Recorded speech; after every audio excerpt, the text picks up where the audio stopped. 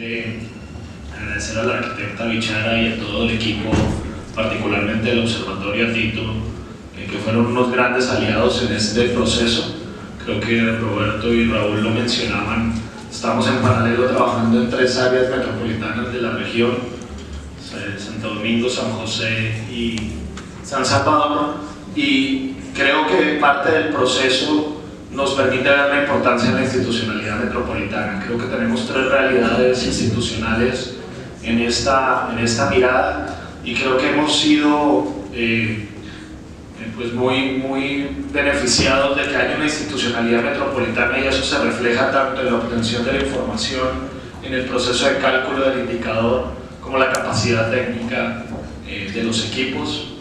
Resaltar que es la primera ciudad, y en este caso no es una ciudad en términos político-administrativos, sino es el área metropolitana, que obtenemos los primeros resultados del índice de prosperidad en esta nueva metodología. Yo creo que en ese sentido prestarse de conejillo de India siempre es arriesgado, pero creo que nos permite también a nosotros como organización a nivel regional aprender mucho de la experiencia de San Salvador, y agradecer de verdad el compromiso que tuvimos de parte de los bancos con todo este proceso.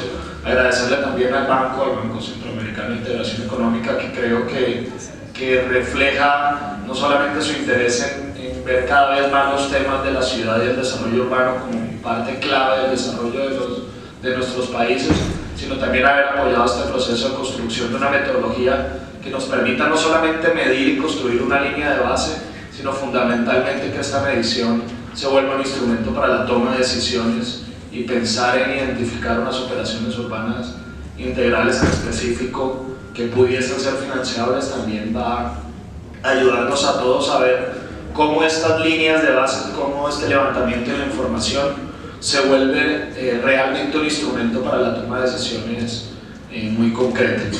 Agradecerle también a los alcaldes que siempre que he tenido la oportunidad de estar aquí hacen presencia, lo que habla muy bien de la capacidad de articulación y de la oportunidad que una institucionalidad metropolitana permite para tramitar disensos y consensos, y convencidos de que es una institucionalidad que se vuelve en sí mismo un activo del territorio, y es una gran oportunidad para coordinar acciones que permitan ir avanzando en los niveles de prosperidad.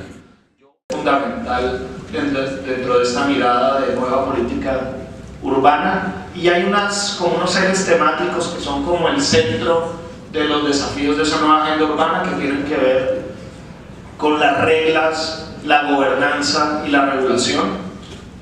Un segundo componente que es el diseño físico, el diseño urbano, la planificación urbana, como un elemento central de las políticas de desarrollo territorial, y todos los temas que tienen que ver con la economía urbana y las finanzas.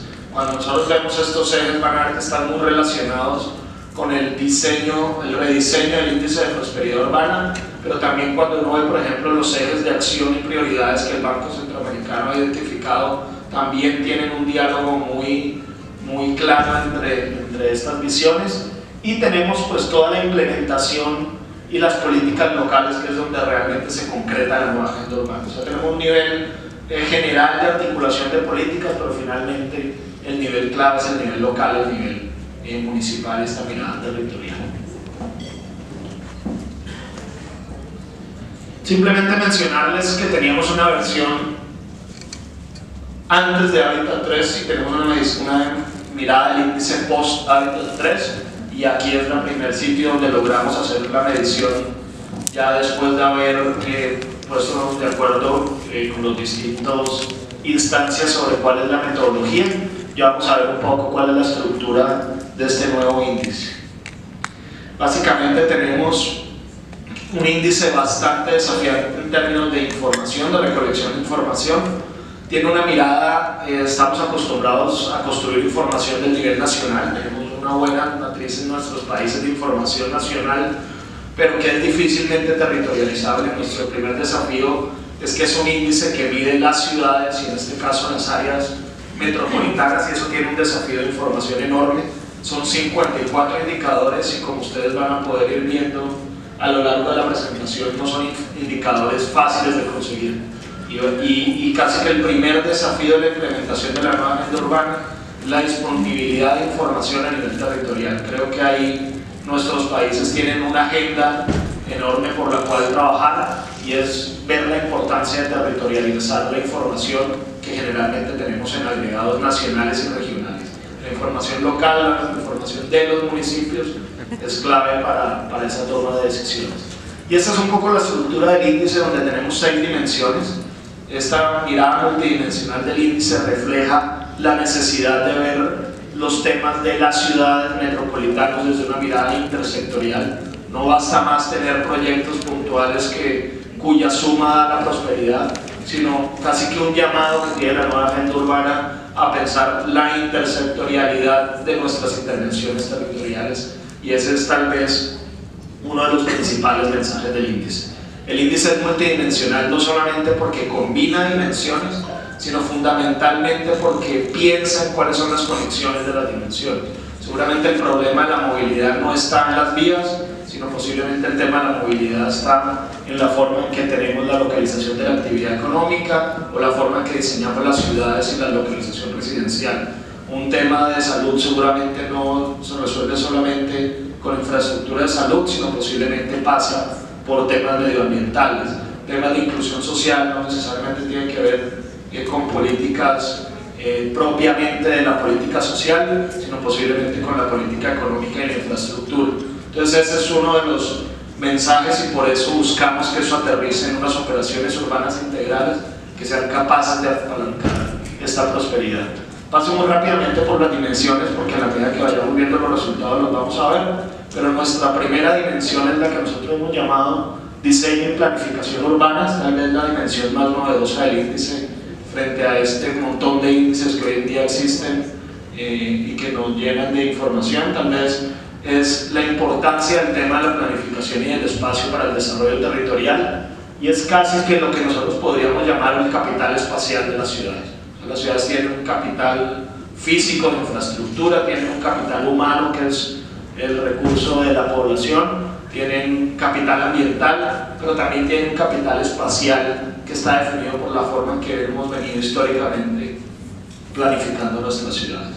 La segunda dimensión es la economía urbana y las finanzas municipales, y esta es una dimensión que pone en el centro de las políticas de crecimiento y desarrollo económico a los territorios. Antes pensábamos que los temas económicos eran simplemente de competencia en los niveles nacionales y que lo resolvíamos con políticas macro.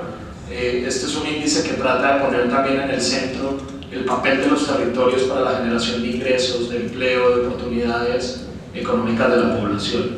La tercera dimensión es el desarrollo de la infraestructura, y va desde los temas de la vivienda adecuada, pasando por los temas de TICs y de la conectividad digital, hasta un tema central en la calidad de vida y prosperidad de las ciudades hoy, que es la movilidad urbana. La cuarta dimensión es, pues digamos, una dimensión tradicional en el sentido de que no debemos olvidar las condiciones de equidad y cohesión social. Entonces ahí hay temas desde educación, salud, seguridad, pobreza, distribución de los ingresos, temas poblacionales de género y de juventud, y todos los temas que tienen que ver con el desarrollo social y la equidad y la cohesión. Casi que busca mirar este gran propósito de los ODS y de la nueva agenda urbana, y es que nadie se quede atrás. Es un poco esa dimensión que trata de identificar qué tan bien se están distribuyendo los beneficios de la urbanización. La quinta dimensión es todo el tema de ecología, resiliencia y medio ambiente urbano, que obviamente también con estos desafíos del cambio climático y para nuestros países no solamente de la mitigación sino de la adaptabilidad son centrales. Y finalmente todo el tema de la gobernanza y la legislación urbana, y es un poco los instrumentos y los desafíos de qué tanto vamos a poder implementar los principios y recomendaciones de la nueva agenda urbana.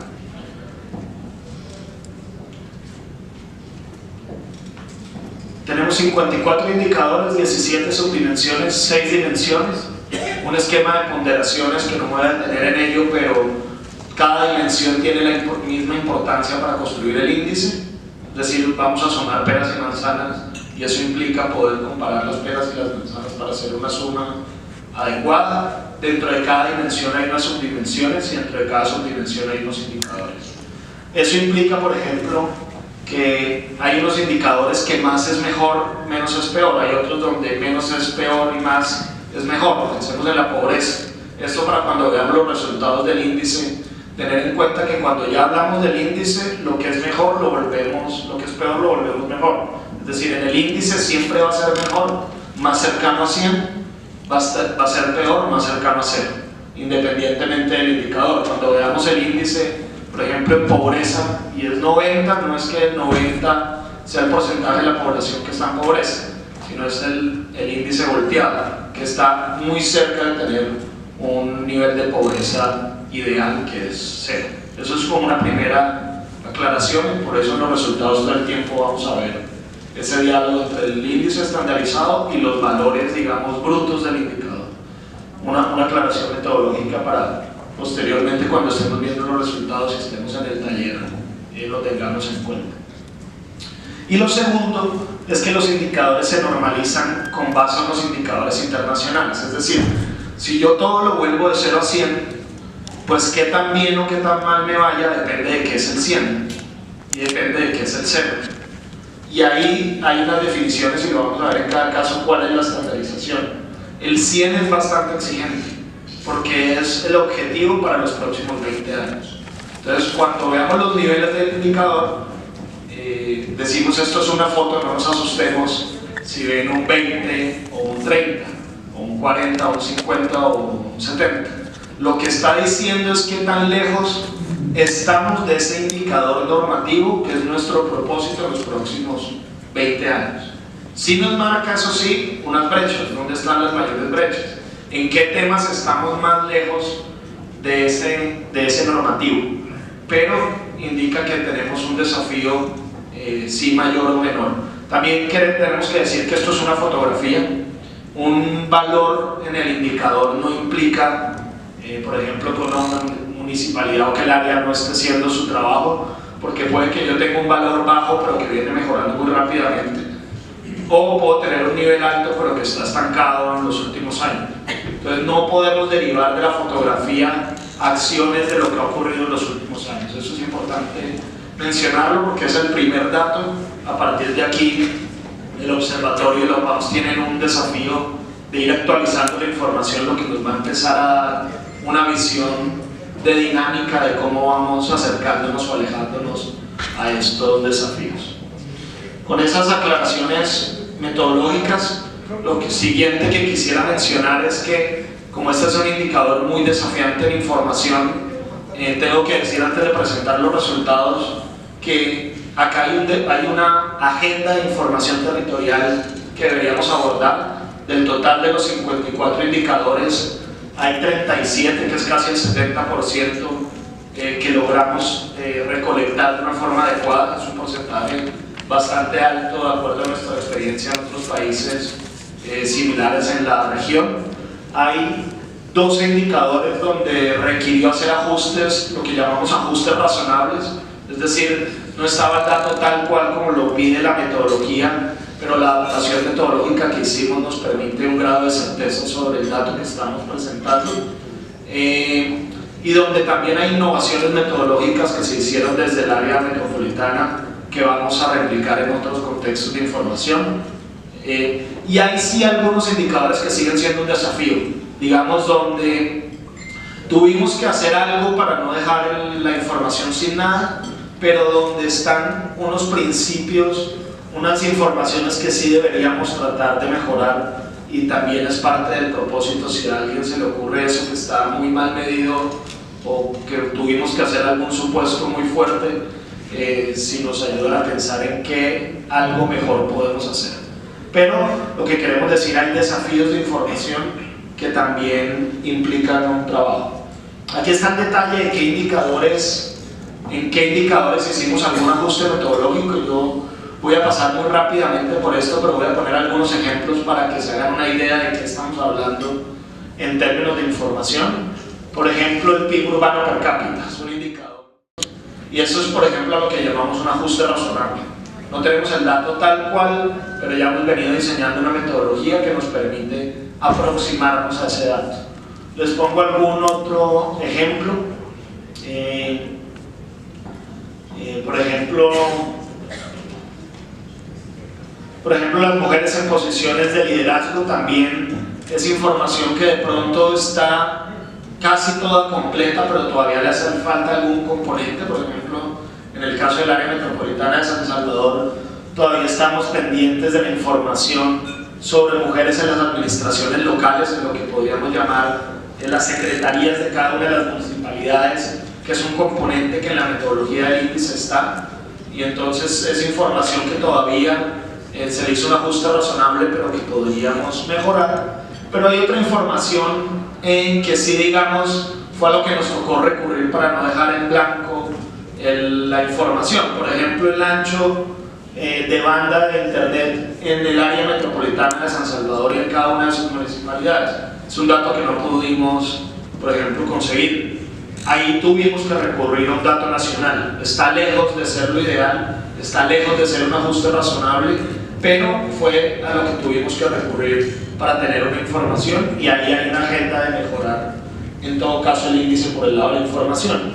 Y por ejemplo, una dimensión que se vuelve un desafío de información casi que en toda la región son los temas medioambientales. Por ejemplo, muy difícil conseguir datos de reciclaje, por ejemplo. Tuvimos que recurrir a un dato por allá de un estudio que encontramos en el 2006. Por ejemplo, datos sobre las fuentes de tratamiento de aguas residuales, información al detalle municipalizada sobre el tema de población afectada por eventos naturales. Entonces recurrimos a algunas proxies, pero son datos con los que todavía somos muy conscientes que hay que avanzar y trabajar, ¿cierto? Dejamos estos temas acá. Por ejemplo, las emisiones de CO2, que es un dato que se construye a nivel nacional. Nos quedamos con el dato nacional, pero sabemos que las fuentes de emisión de CO2 varían mucho entre los territorios urbanos y los territorios rurales. Entonces, no estamos tranquilos con ese dato todavía, tenemos que trabajar para seguir mejorando las fuentes de información. Yo creo que aquí lo importante es, con estos indicadores, siempre tratar de ser muy transparentes de los alcances y las limitaciones, porque eso es fundamental a la hora de interpretar el dato. Si yo no digo estas limitaciones, pues cuando vea el resultado de la dimensión ambiental puede que interprete una cosa que no es. Entonces nos parece muy importante empezar haciendo esas anotaciones. Con eso también, ¿qué queremos decir? Esta es una versión preliminar del índice de prosperidad urbana, preliminar muy avanzada, casi lista, pero en la que todavía tenemos opciones de mejora del insumo fundamental, que es el de la información con la cual construimos estos indicadores. Hay otros datos que logramos construir, pero que uno tiene que tener, o desearía tener, el detalle territorializado. Por ejemplo, la densidad empresarial, que también hicimos una aproximación, pero uno además quisiera saber la localización de la actividad productiva. Yo no puedo hacer una política de desarrollo productivo si no sé de qué sectores y dónde están las empresas, porque la localización es central para entender cada uno de los fenómenos del territorio.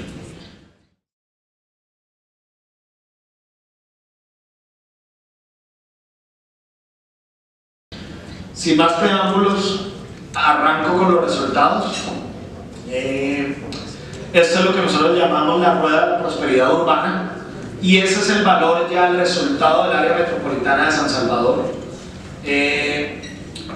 Ahí a la izquierda arribita ustedes tienen la medición de la anterior metodología del índice para San Salvador. Lo primero que uno puede apreciar es que hay un cambio en la escala, digamos. En la anterior metodología del área metropolitana de San Salvador, en ese índice que va de 0 a 100 daba 60 puntos, en la nueva metodología da 48. Eso básicamente lo que refleja es que la nueva metodología del índice está subiendo la vara. Estamos poniendo cuáles son los desafíos de los próximos 20 años, y eso hace un cambio en la escala. No quiere decir ni que hayamos empeorado, ni que estemos peor, ni que... No, simplemente quiere decir qué tan lejos estamos de los desafíos de la nueva agenda urbana. Y si ustedes ven, el valor casi que está en niveles intermedios de nuestra escala de 0 a 100, estamos en el amarillo, y lo primero que pudiéramos decir, podemos ver el vaso medio lleno o medio vacío.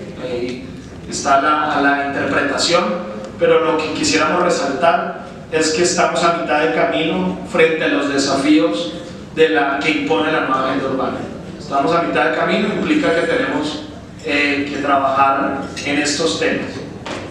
Segundo mensaje de estos primeros resultados: uno quisiera que las dimensiones tuvieran un desarrollo más equilibrado en cada una de las dimensiones de la prosperidad.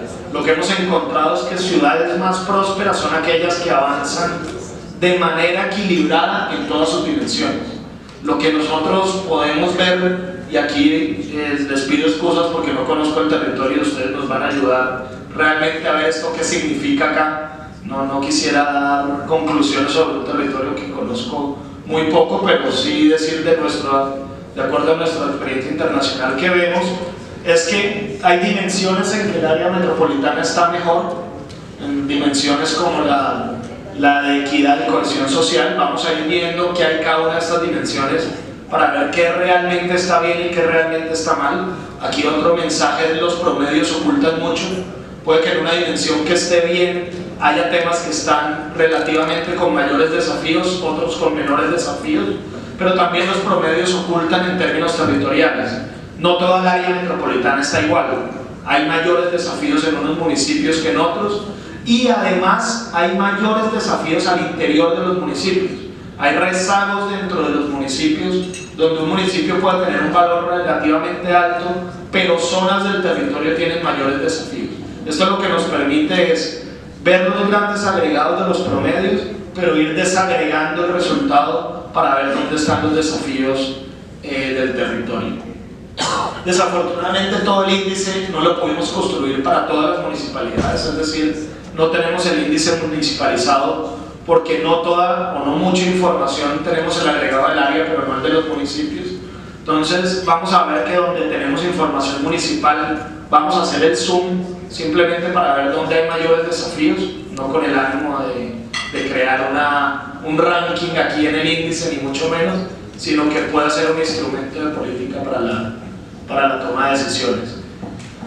También de resaltar, digamos, que tal vez la dimensión en términos temáticos que presenta mayores desafíos es el tema de economía urbana y finanzas municipales, y vamos a ver eso en el territorio que implica. Y también lo que decía Roberto, que la dimensión de diseño y planificación urbana da relativamente bien lo que implica que ese capital espacial es un insumo con el que podemos contar.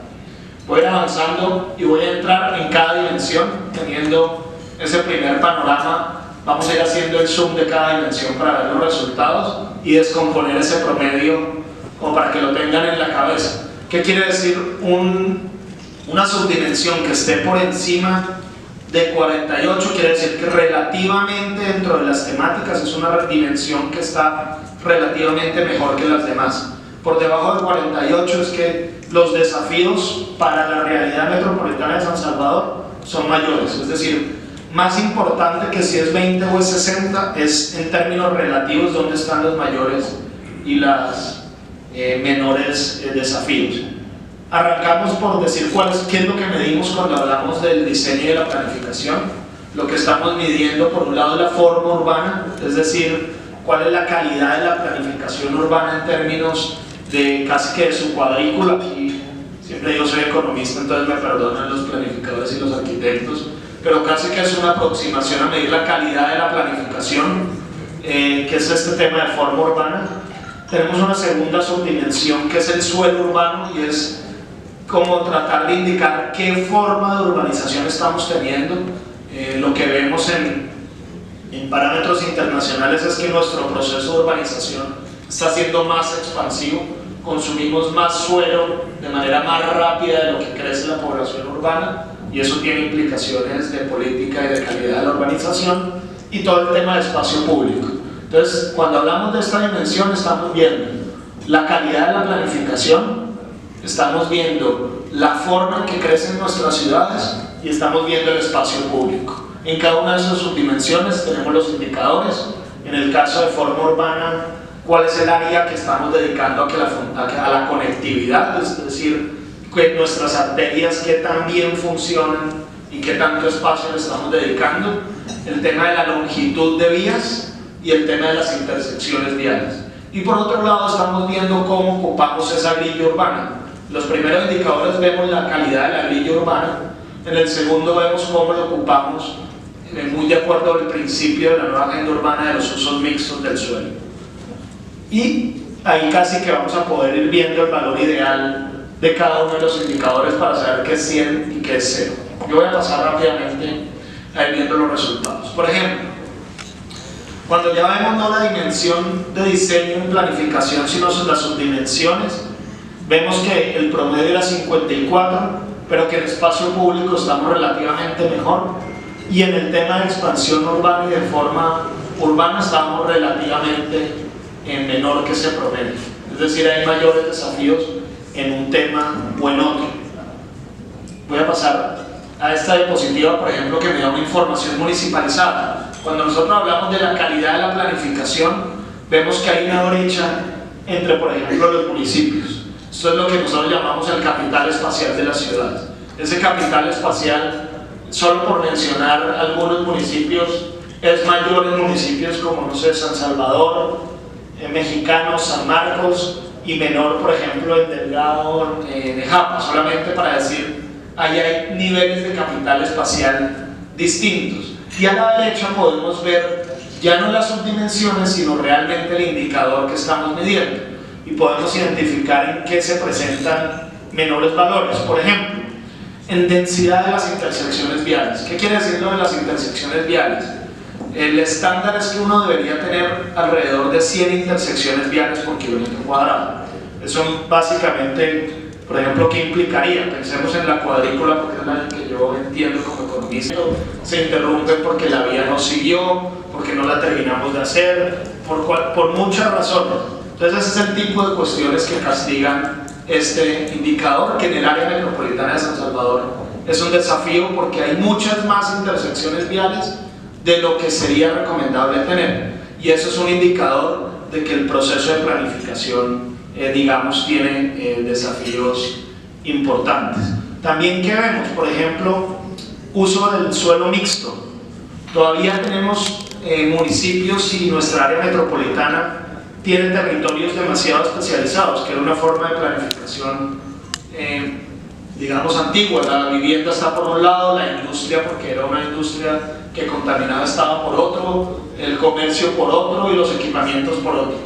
Casi que uno de los principios de la nueva agenda urbana es la mixtura de usos, que el trabajo esté idealmente cerca de la residencia, que haya actividades comerciales mezcladas con actividades residenciales, que cada territorio tenga sus equipamientos. Entonces hay relativamente poca mixtura de usos en el área metropolitana de San Salvador.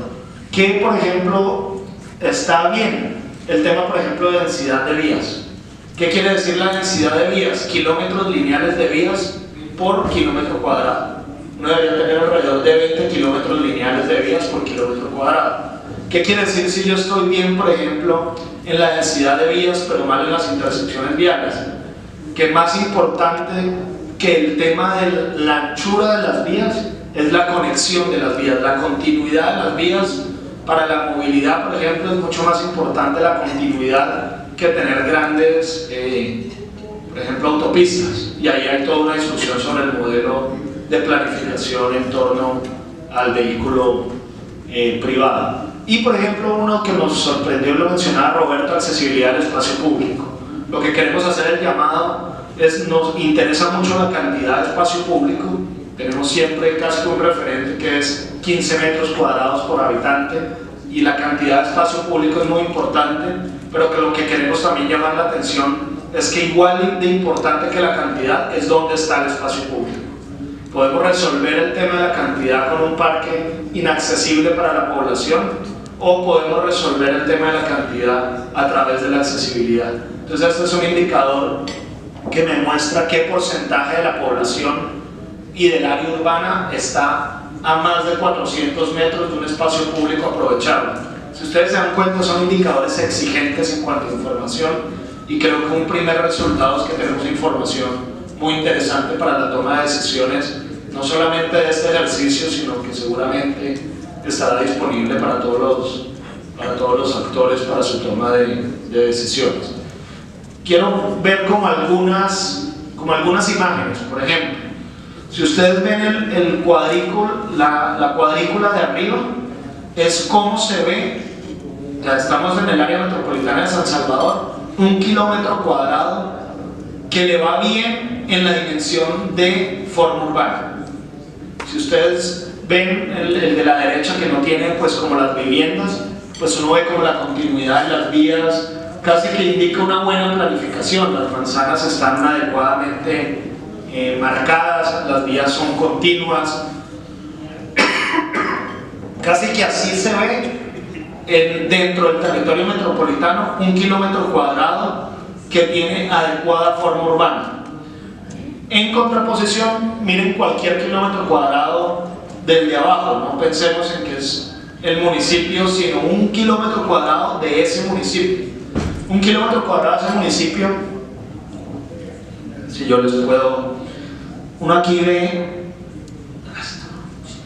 si ustedes se dan cuenta, las líneas blancas son las vías, y uno ve como las vías todo el tiempo se interrumpen, no tienen continuidad, casi que están fraccionadas, todo el tiempo se están intersectando. Entonces, esto es lo que nosotros llamamos como la base del capital espacial. Esta base del capital espacial dificulta más que se puedan prestar las otras dimensiones, es decir, dificulta la movilidad y por lo tanto la conexión de la población a las oportunidades económicas, dificulta, esto es lo que yo les decía aquí, estas continuidades. Mientras aquí de alguna manera se ve una continuidad en las líneas blancas, lo que habla, digamos, de una adecuada grilla urbana, no tiene que ser cuadriculado, puede ser radial, puede ser una ocupación informal del territorio, pero que tenga bien planificado las formas de conectar el territorio. En cambio aquí ve otro tipo de parámetros que tienen implicaciones en múltiples temas. Lo segundo es que uno ve unas relaciones entre los indicadores, unas relaciones que pueden ir orientando tomas de decisiones de política. Por ejemplo, una clara relación entre densidad poblacional y densidad de vías. Digamos, hay una mayor densidad poblacional donde hay una mayor densidad de vías. Eso no quiere decir que sea bueno o malo, pero también indica seguramente dónde tengo mayor. Aquí también hay diferencias importantes. Tenemos municipios donde alrededor del 85-90% de la población o del área está a menos de 400 metros de un espacio público aprovechable, pero hay otros territorios donde alrededor del 50-60% de la población están más alejadas del espacio público aprovechable. Entonces ahí tenemos unos desafíos de accesibilidad que podemos territorializar. También podemos ver, este es el mapa de usos mixtos del suelo. O sea, si bien hay relativamente poca mixtura de usos, esa mixtura de usos cambia mucho en el territorio metropolitano. Aquí tenemos una franja donde hay mayor mixtura de usos y unas zonas donde hay menos mixtura de usos. Eso sería una información también relevante de dónde tendría que promover más usos mixtos del suelo, donde menos, cómo tomo las decisiones de planificación del territorio. Y además una cosa muy interesante es la relación entre usos mixtos del suelo y la forma urbana. ¿Esto qué me puede indicar? ¿Dónde debería yo promover los usos mixtos del suelo? Debería promover los usos mixtos del suelo donde yo tengo un mayor capital espacial. Y hay municipios que tienen mayor, digamos, potencialidad de promover una mixtura de usos que va a estar asociada con otras dimensiones de la prosperidad. Pues, y seguramente quisiéramos discutirlo más adelante. La segunda dimensión es la economía urbana y finanzas municipales. Aquí tenemos una subdimensión que habla de las economías de aglomeración y del desarrollo económico local, una dimensión que tiene que ver con las condiciones de empleo y una subdimensión que tiene que ver con las finanzas municipales. Cuando nosotros vemos el área metropolitana, recuerden que aquí está uno de los desafíos principales. Vemos que relativamente las condiciones de empleo dan un puntaje relativamente alto. decir, en el área metropolitana de San Salvador la gente consigue, la población consigue empleo. Pero, ¿qué tan adecuado es ese empleo, por ejemplo, en términos de la consecución de ingresos? Cuando uno ve el indicador, creo que ahí no se ve bien, pero este es el indicador de ingreso medio de los hogares. Es un indicador que está relativamente bajo. El PIB per cápita es 54, pero la productividad es 21. ¿Qué quiere decir esa brecha entre PIB per cápita y productividad laboral? Quiere decir que de alguna manera no estamos aprovechando suficientemente bien el bono urbano que tiene el área metropolitana de San Salvador. Tenemos una pirámide poblacional ancha, con mucha población joven, pero que seguramente lo que está detrás es que esa población joven no está teniendo una adecuada inserción en los mercados de trabajo. Los indicadores es que es una economía que está muy dispersa en el territorio. No hay una aglomeración económica que produzca mejoras en productividad. Y sería uno de los temas que uno tendría que tratar de empezar a mirar. Eso por el lado de la economía urbana. Por el lado de las finanzas, vemos el tema, por ejemplo, de gastos per cápita en la inversión en infraestructura relativamente bajos. Bueno que los municipios hacen un esfuerzo fiscal y buena parte de sus ingresos son ingresos propios. Seguramente estos ingresos propios altos, con baja inversión en infraestructura y en bajos gastos per cápita, tiene que ver con los niveles de centralización, que seguramente es un desafío de producir unas finanzas locales mucho más adecuadas para los desafíos de infraestructura. Es una agenda básicamente por la descentralización fiscal, que obviamente hay que saberlo hacer, distinguiendo capacidades, competencias, etc. Pero es una agenda que muestra que tenemos que ser novedosos en las fuentes de financiamiento. Y yo creo que este es uno de los desafíos del proyecto, con el mismo banco que, si bien hace préstamos, quisiéramos que esta operación urbana integral tuvieran mecanismos novedosos de financiamiento, y Jorge seguramente nos va a hablar mucho de eso en horas de la tarde. Este, por ejemplo, es el indicador que puede municipalizarse de densidad empresarial. Tenemos relativamente alta densidad empresarial en Cuscatlán y en San Salvador, y muy baja densidad empresarial en muchos de los municipios, pero en realidad casi que todo el territorio metropolitano tiene baja densidad empresarial. Es fundamental, y sé que el área metropolitana ya lo está trabajando, tener una política de desarrollo productivo con enfoque metropolitano, que piense cuáles son las oportunidades de desarrollo empresarial y cómo se articulan las intervenciones de cada uno de los municipios. Y esta densidad empresarial tiene mucha relación con los indicadores de forma urbana y los indicadores espaciales.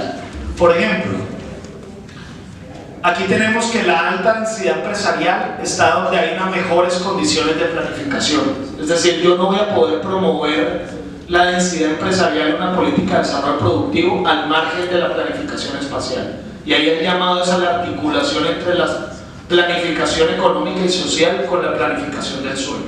Está absolutamente relacionado. La planificación espacial es parte de la política de competitividad, y las políticas de la planificación económica, espacial y social hace parte del buen desarrollo espacial de nuestras ciudades. Yo creo que hemos venido ahí produciendo un divorcio de las formas de planificación, y estas relaciones muestran que es importantísimo esta relación. Lo mismo el tema de densidad empresarial con el tema de uso del suelo.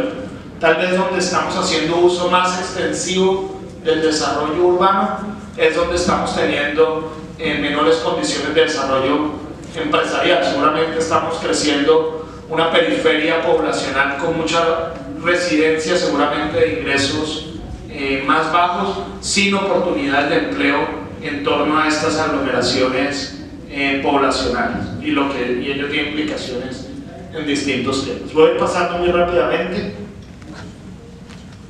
La tercera dimensión es la de desarrollo de infraestructura, que tiene temas de vivienda adecuada. En temas de vivienda adecuada, una accesibilidad económica a la vivienda, es decir, qué tan costoso resulta para los hogares los gastos asociados a la vivienda, y en el área metropolitana de San Salvador, eso con un estudio que hizo el BID en el año 2014-2016, pero son uno de esos indicadores que tenemos que tratar de mejorar. Y eso tiene diferencias en los municipios. Por ejemplo, hay municipios como Mexicanos o como San Marcos, donde tienen una gran cobertura de las paradas de transporte público. Hay otros donde la gente le queda más lejos el transporte público y eso tiene consecuencias económicas para la población, tiene consecuencias en la formalidad o informalidad del transporte público y por lo tanto la forma en que se conecta la población en el territorio. Este, por ejemplo, es el mapa de paradas, que este es un trabajo enorme que hizo el observatorio, el equipo del área aquí hizo un trabajo impresionante por referenciar todas estas paradas, y la zona amarilla es la zona que está a 500 metros de esas paradas.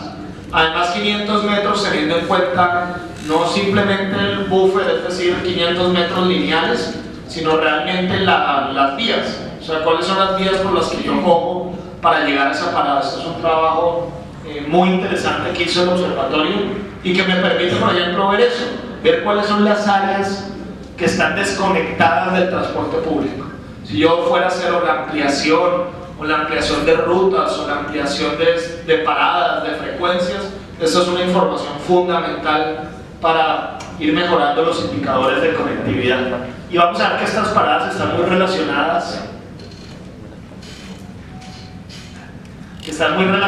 con otros indicadores. Por ejemplo, no sé si ustedes recuerdan el mapa de usos mixtos del suelo. Hay mayor mixtura de usos precisamente de esta zona donde la densidad de paradas es mayor. Y ahí también hay una mayor densidad empresarial. Es decir, esta mezcla de indicadores empieza a mostrar oportunidades de ese territorio. Obviamente esto tiene siempre por ejemplo, miren el indicador de fatalidad de accidentes de tránsito. Hay mayor accidentalidad de pronto en algunas zonas que tienen, no sé si mayores niveles de conexión o donde está más concentrada esas paradas, pero también habla de desafíos de tener un sistema de transporte de una u otra forma. Eso es muy importante porque el diálogo, por ejemplo, con sistemas no motorizados es fundamental, la integración de sistemas no motorizados al transporte público y todo este tema de accesibilidad es fundamental. En temas de equidad y cohesión social, y voy a avanzar rápido porque ya casi tengo que terminar, tenemos los temas de desarrollo social, que es básicamente educación y salud. Tenemos los temas de inclusión económica, que es básicamente pobreza y desigualdad. Tenemos los temas de inclusión de género y de juventud, donde vamos a ver que hay desafíos. Y están los temas de seguridad y protección. ¿Cierto? Teniendo en cuenta esas 4 subdimensiones, vemos que los mayores desafíos del área metropolitana, o las mayores brechas, están en los temas de seguridad y están en los temas de inclusión económica. Pero empieza a haber relaciones, y eso es lo importante del índice, entre los indicadores. Por ejemplo, hay una relación entre el porcentaje de jóvenes que no estudian ni trabajan, el embarazo adolescente, los temas de seguridad y de generación de ingresos. Es decir, ahí parece haber una conexión clara. Baja productividad, bajos ingresos, temas seguramente de acceso a otro tipo de actividades para generar esos ingresos que repercuten en temas de seguridad, o sea, temas de oportunidades económicas para hacer esa pirámide poblacional donde yo tengo un bono demográfico muy importante.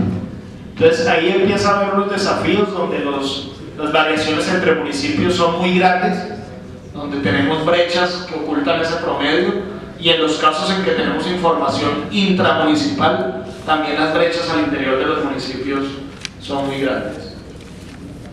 Estos son todo el listado de indicadores sociales. Si uno ve, por ejemplo, la tasa de pobreza todavía relativamente alta, acuérdense que relativamente alta, un bajo indicador en pobreza es que la pobreza es relativamente alta, y esto nosotros lo vemos muy relacionado con el tema de generación de ingresos de la dimensión 2. Este indicador de embarazo adolescente y de jóvenes que no estudian ni trabajan también es un indicador al que uno le tendría que estar prestando atención y poder territorializarlo en la medida que se pueda. Y todo el tema de tasas de homicidio y, por ejemplo, de mujeres sujetas de acoso en áreas públicas. que es un indicador de objetivos de desarrollo del milenio, que es bastante alto el acoso en el espacio público a las mujeres, por ejemplo. Indicadores que también dan muy altos de todo el tema de tasa de alfabetismo, de esperanza de vida al nacer, de años promedio de estudio, de proporción de mujeres en el mercado laboral. La participación laboral es bastante alta, pero hay brechas salariales. O sea, hay cosas en que está el indicador relativamente bien, pero ¿dónde están los nuevos énfasis, por ejemplo, desde una perspectiva de género o una perspectiva poblacional? Y también en varios de esos indicadores que tenemos información municipalizada podemos ver las diferencias entre los municipios. Por ejemplo, tasas de homicidios, que la tasa es mucho más alta en algunos municipios. Seguramente todo este tema de identificar puntos críticos, todo este tema de ver esta información que es referenciada es fundamental. Paso al de ecología urbana y sostenibilidad. Recordemos que aquí es donde tenemos mayores desafíos de información, por lo tanto es una dimensión que toca tomar con mucho recelo, pero ya de por sí la ausencia de información creo que señala la baja importancia que se le están dando a algunos de estos temas. Por ejemplo, el no conseguir información adecuada sobre reciclaje de pronto quiere decir que no estamos adoptando las suficientes medidas o no las estamos reflejando para ver información sobre todos estos temas de economía circular, que no solamente son un tema ambiental, sino que se ha mostrado en muchas partes que reflejan oportunidades económicas. Por ejemplo, coger los residuos sólidos, dotarlos a un relleno es botar plata, básicamente. Ahí hay oportunidades económicas en todo esto del crecimiento verde y la economía circular. Lo mismo en los temas de tratamiento de agua residual. Lo mismo hay desafíos aún en la medición de calidad del aire. Entonces yo voy a pasar por eso mencionando que aquí el desafío es tener más y mejor información. Creo que eso habla mucho del tema que estamos mirando más allá del valor de los indicadores. Pero con esas limitaciones de indicadores podemos decir cosas. Por ejemplo, con ese dato que tenemos podemos hablar de que el 5% de los residuos son recuperados como insumos para la producción. O sea, ahí hay una gran oportunidad que podemos relacionar con otras dimensiones. Este, por ejemplo, es lo que nos dice también los desafíos que tenemos en el tema de adaptabilidad al cambio climático. Nosotros tuvimos el indicador a través de una encuesta que la población es la que afirma si fue objeto de alguna situación de vulnerabilidad relacionada con efectos naturales. Ya estamos consiguiendo esta información, pero sí pareciera que el número de afectados se concentra en el área metropolitana. Pareciera que no hubiera un problema de adaptabilidad, pero posiblemente cuando ya veamos la información mejor, sí lo sea. Es decir, tener mala información o tener deficiencia de información puede subestimar un problema o sobreestimarlo, dependiendo de cómo esté la realidad, y por eso la importancia de trabajar en estos temas. Y finalmente tenemos todos los temas de gobernanza y legislación urbana, que a algunos de ustedes les llegó fue un formulario. Aquí hay que hacer la aclaración de que estos indicadores son de percepción, y estos indicadores de percepción lo que buscan es monitorear qué tanto perciben los actores del territorio que se cumplen los principios de la nueva agenda urbana. Fue un formulario que les enviamos a algunos de ustedes con algunas preguntas sobre los procesos de planificación. Aquí, por ejemplo, yo me voy a ir directamente a las preguntas para que se hagan una idea del tipo de preguntas y que nos puedan...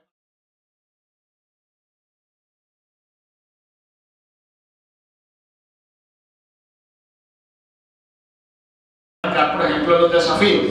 Uno de los principios es que los planes nacionales deberían aumentar el espacio fiscal local, ¿cierto? Es decir, debemos avanzar hacia una descentralización fiscal. Y entonces la pregunta, por ejemplo, es: ¿la política nacional no hace referencia a la ampliación del espacio fiscal local? 23% de los encuestados dijeron que no. O sea, que los documentos de política nacional no promueve la descentralización fiscal. Otro 11% dijo que si bien los documentos de política hacen referencia, no están integrados con el diagnóstico o a recomendaciones de política. Otro tanto dice que si bien hace alguna referencia, el aumento del espacio fiscal local no es incluido en la totalidad de las recomendaciones o es malinterpretado, y ahí tenemos otro 29%, y casi un 30% que dice que el documento de política nacional sí tiene el espacio fiscal local, aunque sin recomendaciones de políticas claras. Esto se pondera y nos da los resultados de la pregunta, y eso después se agrupa y nos da los resultados de la subdimensión. Esto nos permite ver si es que es un tema de que lo estamos haciendo pero no estamos comunicando, si es un tema de que es que no lo estamos haciendo y toca tener una agenda. Esto lo que nos dice es que tanto perciben los indicadores que tenemos los principios de la nueva agenda urbana o no. Les voy a poner otro ejemplo simplemente para que vean el tipo de principios de la nueva agenda urbana. Otro es que los instrumentos de planificación deberían procurar un desarrollo regional y territorial balanceado, es decir, cerrar las brechas territoriales. Y con relación, y por ejemplo, entre los territorios urbanos y los rurales, un tema que es central en la nueva agenda urbana, que es el de la integración urbano-rural. Entonces, por ejemplo, ahí la pregunta es si se hace referencia al balance del desarrollo territorial, si se hace una referencia pero no está integrado en el diagnóstico o las recomendaciones de política, si se hace una referencia pero no adecuadamente, si lo tiene pero sin recomendaciones de política, o si lo tiene con las oportunidades de trabajo.